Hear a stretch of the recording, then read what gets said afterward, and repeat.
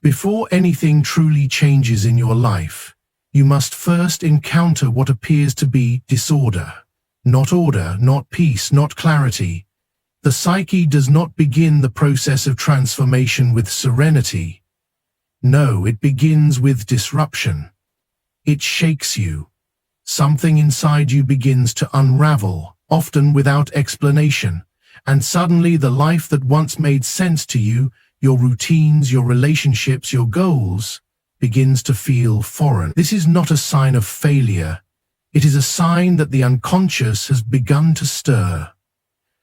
The deeper parts of your being, long ignored or hidden beneath the surface of your awareness, begin to rise up. They knock at the door of your waking mind and refuse to be silenced. Most people do not realize that the first movement of the soul is often a kind of internal revolt. You feel restless for no reason. You begin to question things you once accepted without thought. The job you've always had starts to feel like a prison. The people around you begin to sound hollow. Even your own voice becomes unfamiliar. This is the psyche beginning its process, not gently, but insistently. It is not chaos for chaos's sake. It is disruption with purpose. The unconscious does not rise unless it is time for something new to be born. We are conditioned to believe that discomfort means something is wrong, that when we feel anxious or lost or disconnected, we are broken. But in truth, these feelings are often the first signs of real change. They are the prelude to a necessary death. The death of the false self, the persona that you have built to survive, to please, to adapt. It begins to crack. The mask becomes too heavy. The old way of living no longer fits. You are not going backwards. You are being invited to see beyond what you've known. The psyche disrupts the surface so that the soul underneath can finally breathe. This disruption is not external. It is not about losing a job or ending a relationship or relocating. Those may be the visible consequences, but the true upheaval happens within. It is subtle at first. A tension, a mood you cannot shake, a strange feeling that you're being pushed from inside by something unseen. That push is real. It is the instinct of the soul. And the more you resist it, the more intense it becomes. What you do not attribute face consciously will surface unconsciously. It will speak through anxiety, through exhaustion, through a quiet sense that something is missing, even when nothing seems wrong. You might find yourself retreating from things you once loved. You might feel empty in places that once brought you joy. This is not depression in the clinical sense. It is the stripping away of illusion. It is the moment when your inner world begins to tell the truth, even if the outer world hasn't caught up. You cannot force this stage to end. You cannot make it tidy. You can only listen. Stay with it. Trust that the discomfort is intelligent. The psyche is not punishing you, it is preparing you. It is dismantling the structures that kept you asleep so that you might finally wake up. In this beginning stage, many turn back. They cling to the familiar, even when it is lifeless. They beg the psyche to be silent again. But silence will not come, not now. Once this process begins, it must complete itself. You cannot go back to sleep once the soul begins to dream in the daylight. There is only forward. And forward in this case means inward. It means asking yourself questions you don't yet have answers to. It means standing in the middle of a life that no longer fits and daring to wait for one that hasn't yet arrived. The temptation will be to rush, to fix, to act, to escape the discomfort. But healing is not a sprint. Transformation is not instant. It is a slow unfolding. It is a shedding, layer by layer, of who you thought you were. And with each layer removed, you come closer to something essential. something real. You begin to sense, without needing proof, that there is something within you older than your fears, stronger than your doubts, and more enduring than your confusion. This is the self. Not the self others told you to be, not the self you constructed for applause, but the self that has been waiting, patiently, quietly, for the right moment to emerge. And that moment always begins with disruption. When you are on the threshold of a major shift in life, your inner world begins to speak in a different language. It no longer communicates in the rational tone of logic or structured thought. Instead, it speaks in images, in symbols, in feelings that cannot be easily explained. You may begin to have dreams that feel unusually vivid, charged with emotion, layered with mystery. Perhaps you find yourself encountering the same number again and again, or meeting strangers who say things that feel oddly significant. Maybe a song follows you, appearing in moments when you most need it. These are not coincidences. They are signs. The psyche does not operate like a machine. It behaves more like a living story, one that reveals itself through the symbolic and the poetic when profound transformation is near. What you once dismissed as random now begins to feel guided. A sentence in a book, a look from someone you barely know, a memory that suddenly arises without warning. They come bearing messages, if you're willing to listen. You feel the stirrings of something ancient moving through you.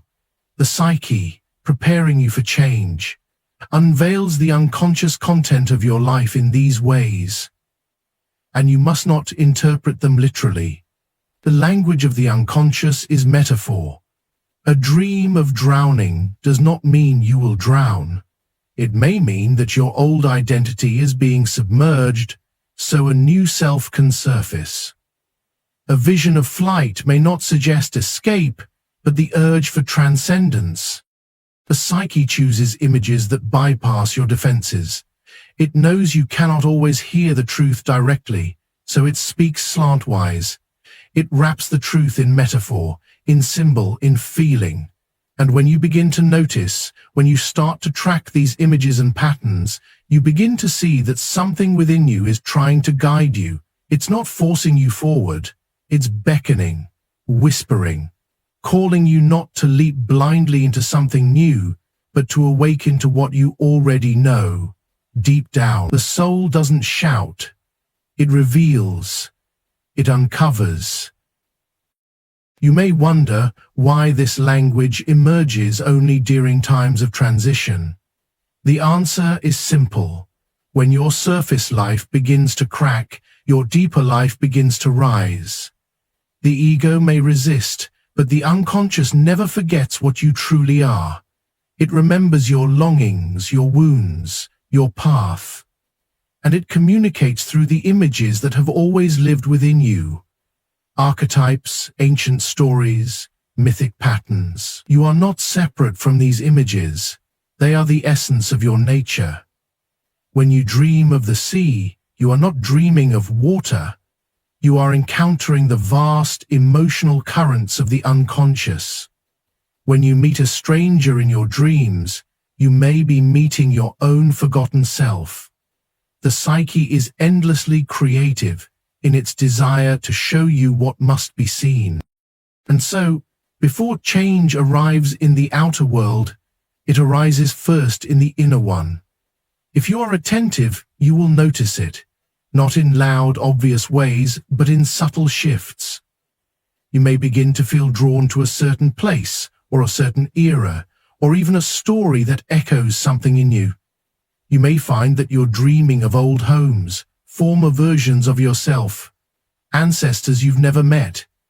This is the psyche restoring connection to what was lost. It is reminding you that no great transformation can occur without remembering.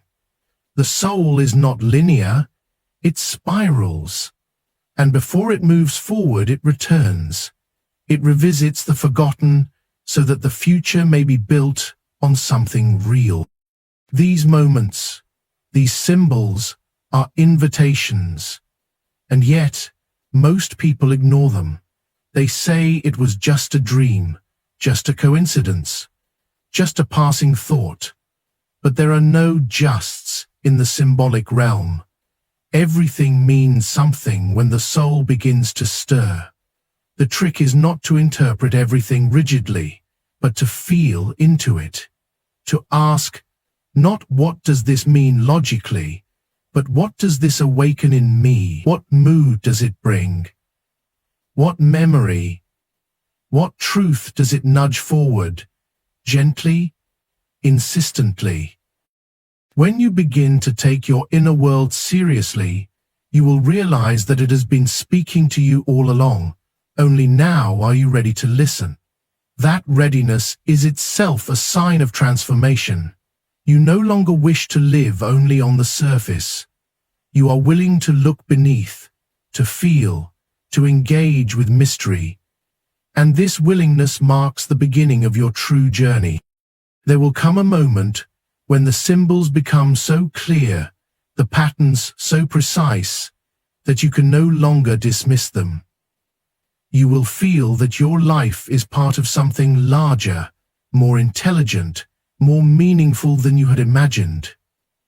And when you feel that, even for a moment, you are not imagining it, you are awakening. That is how the psyche prepares you for what comes next. When life is preparing to shift in a profound way, you will encounter a figure that has always been with you, though perhaps you've never truly seen it. This figure is not a person, not a force outside of you. It is the part of you that you've kept in the dark. It is the version of yourself you learned to hide in order to survive, to be accepted, to be loved. It is your anger, your jealousy, your guilt, your shame. It is your power too, your creativity, your desire, your authenticity. This is the shadow. And when deep transformation is near, the shadow does not stay quiet. It emerges. It demands attention. It no longer allows you to pretend. You may notice that you are more easily irritated, that you react to things that once rolled off your back, that old memories, long buried, resurface without warning. You may feel exposed, as if some invisible mirror is being held up to you and revealing things you'd rather not see. This is not regression. It is confrontation. Not with the world, but with yourself. The psyche does not push the shadow forward to shame you. It does so to integrate you. What has been denied must now be acknowledged. What has been rejected must now be seen. You cannot become whole while cutting off half your being. This process is uncomfortable. It feels like losing control, and in many ways it is. You are losing control of the false self, the mask you've worn for so long that even you began to believe it was real. The shadow appears to disrupt that illusion.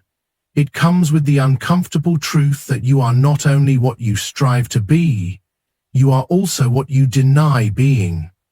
And unless you are willing to face the totality of who you are, you cannot change in any lasting way. Real transformation begins when you are honest, not just about your light, but about your darkness. It is easy to see the flaws in others. It is far more difficult to admit the same tendencies within yourself. But this is the work. This is the moment where you stop projecting your pain outward and begin the inward journey. The shadow is not your enemy. It is your teacher. It brings to the surface all the parts of you that were deemed unacceptable by society, by your family, by yourself. And yet, these very parts contain the energy you need to move forward. Hidden within the shadow is the vitality of the soul. You feared it because you were told it was dangerous. But danger is not the same as destruction. It is dangerous only to your illusions. Many people run from this stage. They deny it, they blame others, they say they are fine, they cover it up with positivity, with distraction, with noise. But the shadow will wait. It does not vanish because you ignore it. It will surface again and again until it is seen. And when you do finally turn toward it, something unexpected happens. You begin to feel relief. Not because it's easy, but because it's real. You begin to feel energy returning to you. Energy that was trapped in repression. Your anger, once denied, becomes clarity. Your fear, once hidden, becomes insight. Your sadness becomes compassion. You stop splitting yourself in two, you become whole. This confrontation is not a one-time event, it is a cycle. You will meet your shadow again and again at different stages, each time deeper, each time more honest. And each time you do, you will grow in strength. You will find that what once terrified you no longer holds the same power. You are no longer controlled by what you refused to face. You become someone new, not by becoming someone else, but by becoming more yourself than ever before. There is humility in this process. You see yourself clearly, flaws and all, and yet you do not collapse. You recognize your humanness. You begin to see others differently too, not as enemies, but as fellow travelers wrestling with their own shadows. You stop demanding perfection from yourself and from the world. You begin to live more truthfully, more fully, more freely. Not because everything is fixed, but because you are no longer afraid to see what is broken. This is what the psyche reveals when your life is about to change. It does not flatter you, it challenges you. It strips away your defenses so you can meet the parts of yourself that you left behind. And in doing so, it offers you a gift greater than comfort. It offers you authenticity. Because what you are becoming can only emerge when you stop hiding from what you are. Before transformation takes form in the outer world, something deep within you begins to fracture. You feel caught between two realities, the one you've known and the one you cannot yet see. You are not who you once were, and yet you are not quite who you are becoming. It's an in-between space, and it can feel like madness. You question your identity, your choices, your beliefs. You wonder if you've made a mistake or if something has gone terribly wrong, but nothing is wrong. You are standing in the threshold of profound change. The old is loosening its grip. The new is not yet fully born, and so you feel divided. This split is sacred. It is not a flaw in your evolution, it is the very structure of it. The psyche does not leap from one form to another in an instant. It passes through the unknown. The ego, which once clung tightly to roles and stories, begins to lose its authority. You stop being satisfied with the familiar masks you've worn. You no longer find safety in old definitions. This discomfort is the soul asking to be real, and that request cannot be answered by becoming more of what you were. It can only be answered by allowing what is emerging to come through, even when you don't understand it yet. In this space, it is common to feel like you're losing yourself, and in a way you are, but you are only losing the version of yourself that was never fully you, the part shaped by expectation, by survival, by adaptation. That version was necessary for a time. It protected you, allowed you to function, kept you moving. But the soul does not wish to remain in survival. It longs for expansion, for truth. And truth often arrives first as confusion, as contradiction, as the sense that you are being torn in two. You begin to notice a tension within you. One part still clings to what is safe, while another begins to pull towards something unknown. This is not weakness, it is the mark of transition. You are being stretched between two worlds, the world of the past and the world of potential. And that stretch is uncomfortable. It reveals all the places where your life has become too small for your spirit. It shows you the habits, the identities, the environments that no longer match your deep, and yet stepping away from them feels like stepping into a void. The in-between stage is rarely celebrated. It is not a place of certainty. It is not productive in the usual sense. You may feel lost, unmotivated, detached from your usual drive. But this pause is not emptiness. It is gestation. Something is forming inside you, quietly, invisibly. You are being restructured from within, and that cannot be rushed. The psyche is like nature. It unfolds in cycles, not in straight lines. You are in the winter before the spring, the silence before the song. This phase often comes with emotional intensity. You might cry without knowing why. You might wake up feeling heavy, even after sleep. You might feel nostalgic for a version of yourself that no longer fits. Or you may feel grief for something you haven't even lost yet. These are not signs of failure. They are signs that your inner landscape is shifting, that you are releasing the known in order to make space for what is next, and that release always carries emotion. Let it. Let the tears come. Let the ache move through you. These are not setbacks. They are signs of depth. The soul does not move through intellect alone. It moves through feeling. You do not need to have all the answers right now. In fact, answers would only get in the way.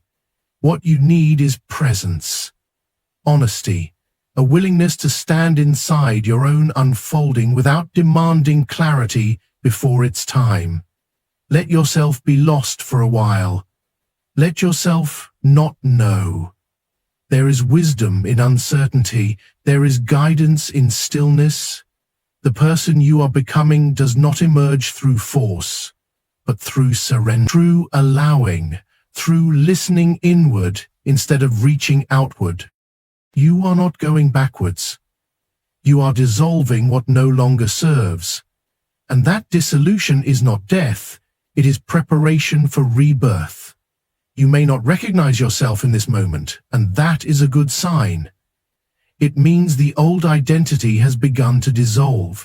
It means you are making room for the truth. And though it feels unfamiliar now, there will come a time when you look back at this season and see its necessity. You will see how every moment of confusion carried within it a hidden instruction. You will see how what felt like falling apart was, in truth, falling into alignment.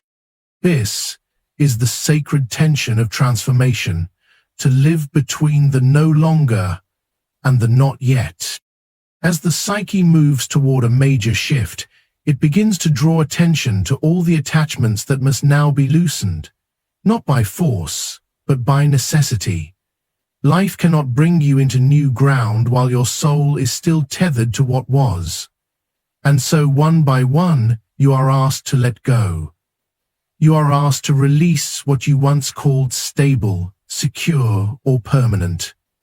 This is not punishment, it is purification. The psyche is preparing space for something new to be born, and birth can only occur where there is room to receive it. You can feel that things are slipping through your fingers. Relationships that once felt central may begin to dissolve. Goals that once ignited you may start to feel hollow. Roles you once took pride in may no longer satisfy. And though you may try to cling to these familiar structures, they no longer respond to your grip in the same way. They no longer offer the comfort they once did. This is not a sign that you have failed, as a sign that you are outgrowing the container you once fit inside. Letting go is not a single decision. It is a slow internal unfolding. There may be days when you feel ready to walk away from everything. There may be others where the fear of change pulls you back into old patterns. That is normal. The soul does not demand perfection. It asks only for honesty. And if you can be honest about what is no longer alive in your life, even if you are not yet ready to release it fully, that is already a sacred beginning. Often, we believe that letting go means losing something precious. But what we forget is that what is truly ours, what is truly aligned with the deepest current of who we are, cannot be taken from us. Only what is no longer resonant will fall away. And it must. Because if we carry old attachments into new terrain, we will distort the very transformation we are meant to undergo. To be reborn, we must first die to who we thought we were. And this dying is subtle. It is not always dramatic. Sometimes it is simply the moment you realize a story you've told yourself no longer rings true. It takes courage to surrender to this process. It is far easier to cling to what is known, even when it no longer nourishes us. But the psyche is relentless in its movement toward wholeness. It will not allow you to remain in a life that contradicts your essence. And so, it will place discomfort where comfort once was. It will stir restlessness in places you once called home. It will ask you to question what you have accepted without reflection. This questioning is not meant to shame you. It is meant to awaken you. As you begin to let go, you will notice a peculiar kind of grief. Not just over what is being lost, but over the time you spent trying to make it work. Over the parts of yourself you quieted in order to hold on. Over the dreams you once had that no longer fit. This grief is sacred. It is the soul honoring everything that brought you to this moment, while also telling you it is time to move on. Do not rush it. Let it move through you like a river. Let it cleanse the space that will soon be filled with new meaning. Letting go is not about giving up. It is about making space. It is about trusting that something beyond your current comprehension is guiding you, and that guidance often comes disguised as emptiness, as silence, as the unraveling of what you once held dear. But if you look closely, you will see that the space being created is not a void. It is a womb, a place of potential, a place where something true, something lasting, something aligned can finally take root. And here is where many people turn back, because it is in this space of in-between, where the old is gone but the new is not yet clear, that fear begins to whisper. It tells you to go back to what you know, to settle, to rebuild the old life just as it was. But if you can hold steady, if you can stay faithful to the process, even when the road is dark, you will find that what comes next is beyond anything you could have imagined from the vantage point of the past. You will begin to feel lighter, freer, not because life has become easier, but because you are no longer carrying what is not yours to carry. You will begin to hear your own voice more clearly. You will feel the return of energy you didn't know had been drained from you, and slowly a new life will begin to form, not from force, but from alignment. This is how the psyche prepares you for a great shift, not by adding more, but by asking you to release. There comes a moment before a major shift in your life, when silence begins to take on a different quality. It is no longer the absence of sound. It becomes presence itself. The distractions begin to fall away. The noise that once kept your mind spinning now feels distant, even irrelevant. You find yourself drawn into stillness, not because you choose it, but because life is inviting you there. You may resist at first. You may try to fill that quiet with movement, tasks, conversation, or entertainment, but none of it satisfies. The psyche is no longer interested in distraction. It is preparing for emergence, and it does so through silence. In this stillness, something unexpected begins to happen. You begin to hear yourself again. Not the surface voice, not the conditioned thoughts that repeat like echoes, but the deeper voice, the one that speaks softly, beneath the noise. That voice has always been there. It has whispered to you in dreams, in longing, in moments of intuition you brushed aside. But now, the silence makes it audible. It has waited patiently for you to stop running, to stop clinging, to stop pretending you didn't know what you've always known. This is when the truth begins to rise, not as a dramatic revelation, but as a gentle unfolding. You begin to see the places where you've betrayed yourself in order to belong. You see the ways you've dimmed your light to avoid judgment, the ways you've played small to feel safe. And at the same time, you begin to remember something more essential. You remember the parts of yourself you buried, not because they were wrong, but because the world around you didn't know how to hold them. Now, the silence holds them. Now they begin to stir. This stillness is not a pause before life resumes. It is life speaking in its most honest form. You may feel lost. You may feel like nothing is happening. But in reality, everything is happening. The foundations are being rearranged. The roots are growing deeper. You are being aligned, not with what the world expects of you, but with what your soul came here to express. And alignment does not come through striving. It comes through listening, through paying attention to the subtle, to the inner, to the quiet pulse beneath all appearances. As this voice grows louder within you, you may notice a subtle shift in perception. You stop chasing what you used to chase. You stop needing validation from those who could never see you clearly. You begin to understand that the only approval you ever truly needed was your own. That the life you long for is not built through performance, but through presence, through the courage to be exactly as you are, without apology. And yet, this path is not easy.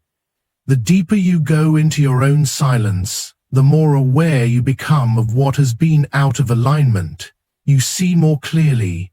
You feel more deeply.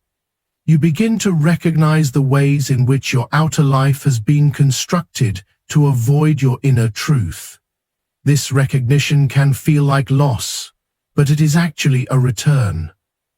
You are coming home to yourself, and everything that does not reflect that self will now begin to fall away. You may find that people around you don't understand this shift. You may appear quieter, more distant, less reactive. Some may say you've changed, and they're right. But the truth is, you are not becoming someone new. You are unbecoming everything that isn't you. The silence has revealed it, and now you can't go back to pretending. The soul, once awakened, does not return to sleep. It moves forward, no matter how gently, no matter how slow. And once it moves, it draws the rest of your life into motion. This is the beginning of real power, not the power of control, but the power of authenticity, the power of knowing who you are beneath all masks, the power of being rooted in your own experience instead of being tossed by the winds of others' expectations. You begin to live from within, not from reaction, but from intention. And life begins to respond differently. Not because circumstances have suddenly become easier, but because you are meeting them from a different place. From wholeness, not fragmentation. As the transformation nears, you no longer need to prove anything. You no longer need to fight to be seen. You simply are, and that is enough. You walk more slowly. You speak with more care. You stop grasping and start trusting. And this trust is not blind. It is born from the clarity that silence has revealed to you. It is born from the steady voice within that says, you are on the path now. And when you begin to walk in this way, with your inner world no longer hidden or suppressed, you start to see signs around you. conversations that feel aligned, opportunities that seem to appear without effort, a sense of peace that no longer depends on your circumstances.